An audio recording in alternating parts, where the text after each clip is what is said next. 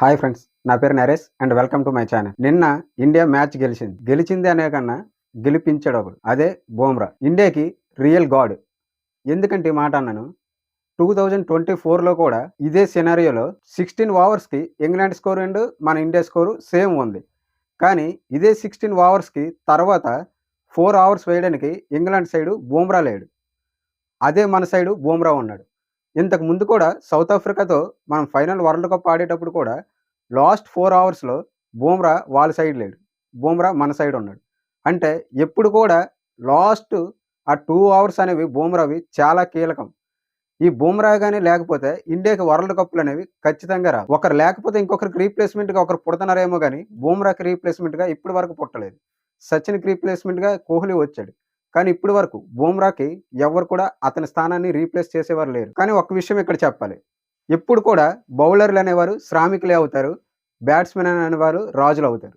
ఈ విషయం ఎందుకన్నానంటే ఇప్పటి వరకు ఏ క్రికెటర్ అయినా సరే వాళ్ళ తండ్రి ఒక కొడుకుని అడిగాడనుకో, మీరు పెద్దయితే ఏమవ్వాలనుకుంటాండ్రు అంటే యాజ్ ఎ క్రికెటర్‌గా ఒక సచిన్ పేరు చెప్తాడు, ఒక కోహ్లీ పేరు చెప్తాడు, ధోని పేరు చెప్తాడు తప్ప, ఇలాగ నేను ఒక జహీర్ ఖాన్ గాని, ఒక బూమ్రా గాని, ఒక ప్రసాద్ లాంటి వారు గాని అవ్వాలని ఎవరు కూడా చెప్పరు. ఎందుకంటే బౌలర్లుగా ఏ తండ్రి కూడా చూడాలనుకోడు. అంటే ఒక శ్రామికుడిగానే బౌలర్‌ని గుర్తిస్తారు. కానీ ఇదే రోజు అంటే నిన్నటి రోజు బూమ్రా అనే ఒక వ్యక్తి లేకపోతే ఇండియా అనేది గెలిచుండేదే కాదు. ఎందుకంటే నేను ముందు చెప్పినట్టుగానే అక్కడ కూడా మనకు చెప్తారు. లాస్ట్ 4 ఓవర్స్ ఏవైతే ఉంటాయో అందులో వితౌట్ బూమ్రా ఏ టీమ్ కూడా గెలవడం కష్టం. అంటే సంజు శాంసన్ ఒక ఇన్నింగ్స్ ఆడాడు. ఆ ఇన్నింగ్స్ ఏం తక్కువ ఇన్నింగ్స్ కాదు. నేను ఆ ఇన్నింగ్స్ ఒప్పుకుంటా. కానీ మనం మ్యాచ్ నిజంగా ఎక్కడ గెలిచామంటే సంజు శాంసన్ యొక్క క్యాచ్ ఎప్పుడైతే బ్రూక్ డ్రాప్ చేస్తాడో అక్కడే మనకి టర్నింగ్ పాయింట్. ఆ క్యాచ్ కానీ అతను పట్టుకుంటే మ్యాచ్ స్వరూపం మారిపోయేది. అండ్ ముఖ్యంగా చెప్పుకోవాల్సింది ఏంటంటే అక్షర్ పటేల్ క్యాచ్. అందుకున్న ఆ 2 క్యాచ్లు కూడా అంత సింపుల్ కాదు. అంటే నిన్న అయితే ఖచ్చితంగా మొత్తం టీమ్ ఎఫర్ట్ ఉంది. కానీ ముఖ్యంగా అందులో బూమ్రా ఎఫెక్ట్. బూమ్రా ఇప్పుడనే కాదు, అంటే నేను ఈ పర్టికులర్గా ఈ అక్షర్ పటేల్ ఇన్నింగ్స్, ఈ సంజు శాంసన్ ఇన్నింగ్స్ ఈ మ్యాచ్కి హైలైట్. అంటే సెమీఫైనల్ ఇలాంటి ఎప్పుడైనా సరే సెమీఫైనల్ ఫైనల్ ఆడటం అంత ఈజీ కాదు. మిగతా అన్ని మ్యాచ్లతో కంపేర్ చేసుకుంటే అసలు వరల్డ్ కప్లో ఆడాలంటే చాలా ప్రెజర్ ఉంటుంది. అందులో సెమీఫైనల్ ఫైనల్ ఆడాలంటే ఇంకా ప్రెజర్ ఉంటుంది. అలాంటి ఒక మ్యాచ్లల్లో రాణించాలంటే, ప్రతి మ్యాచ్లల్లో రాణించాలంటే అది బూమ్రాకి ఒక్కడికే సాధ్యం. నిన్న బూమ్రా గురించే కాకుండా ఇంకొక వ్యక్తి గురించి కూడా మాట్లాడాలి, జాకబ్ బెథెల్. మన దేశం కాకపోవచ్చు కానీ నిజంగా 21 ఏళ్ళ అబ్బాయి ఏమైనా ఇన్నింగ్స్ ఆడాడు.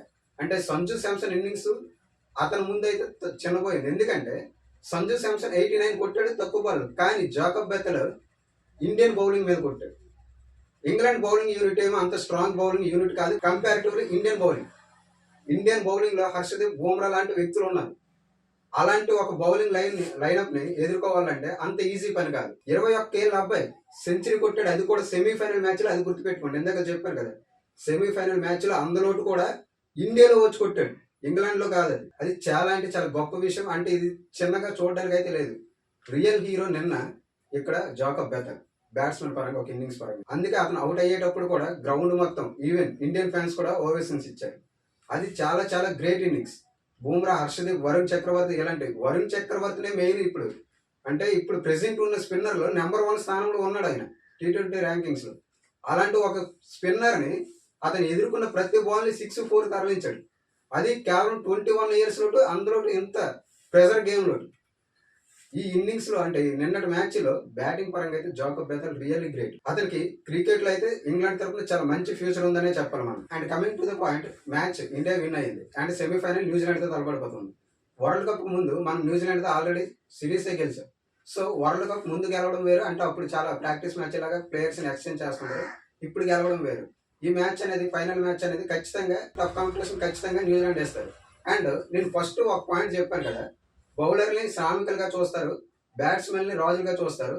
దీనికి ఎక్కడైనా సరే అంటే ఒక ఎగ్జాంపుల్ ఉందా అనే దానికి నాకు ఎవరైనా అడిగితే ఒకటి చెప్తాను. అంటే నా పర్స్పెక్టివ్ ఇది, అది రైట్ అయి ఉండొచ్చు, రాంగ్ అయి ఉండొచ్చు. ఇండియన్ ప్లేయర్స్ యొక్క main legendary players Sachin Tendulkar, Dhoni, Virat Kohli.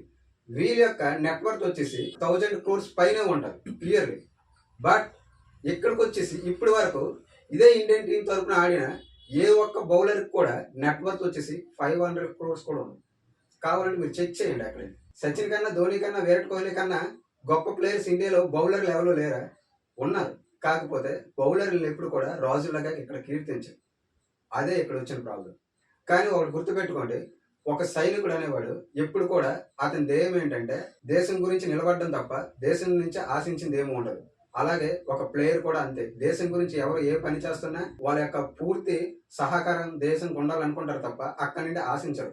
Bumrah కూడా అలాంటి వ్యక్తి. తనకి మనీ పైన మోజేం లేదు. తను ఎప్పుడు కూడా ఇండియాకి సేవలు అందించడానికి సిద్ధంగా ఉంటాడు. నా వరకు వస్తే రియల్ హీరో ఇండియాకి ఎవరైనా ఉన్నారంటే అది బూమ్రాయే. నాకు ఈ వీడియో ఎందుకంటే బూమ్రా గురించి మాత్రమే చెప్పాలనిపించింది. అతను ఎన్నో సేవలు చేస్తున్నా సరే అతని గురించి మాట్లాడడానికి చాలా తక్కువ మంది ఉన్నారు. సో నాకు ఈ వీడియో బూమ్రా గురించి ఎలాగైనా నేను చెప్పాలి అనే అందుకనే ఈ వీడియో చేశాను.